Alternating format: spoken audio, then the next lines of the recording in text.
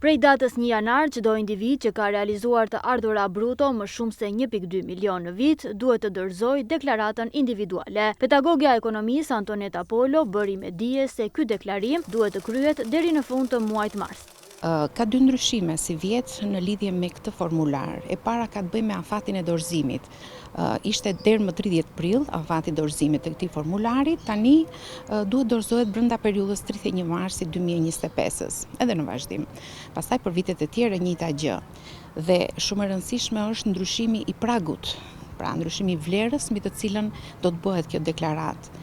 Deri më 2023 ka qenë 2 milion vlera e të ardhurave vjetore mbi të cilat duhet të deklarohesh, pra të bëhesh kjo deklaratë, ndërsa duke filluar nga 1 janari 2025-s, kjo vlerë ulet në 1.2 milion. Pra, e thëm thjesht, të gjithë ata individ që kanë të ardhura vjetore 1.2 milion lek, ose të ardhura mujore 100.000 lek bruto, ose neto 80.000 lek, janë të detyruar të mbushin, pra të bëjnë deklaratën mbi të ardhurat individuale vjetore.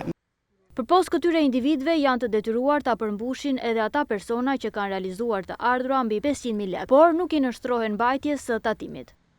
Këtë deklaratë janë të detyruar ta bëjnë, pra ta përmbushin të gjithë ata persona të cilët marrin të ardhura mbi 500.000 lekë, por të ardhura të cilat nuk janë të tatuara. Për shembull, nëse një individ merr të ardhura nga qiraja, nga një individ tjetër i cili nuk është i regjistruar në organet tatimore, atëherë qira dhënësi është i detyruar pra të bëjë deklaratën mbi të ardhurat vjetore, pra individuale.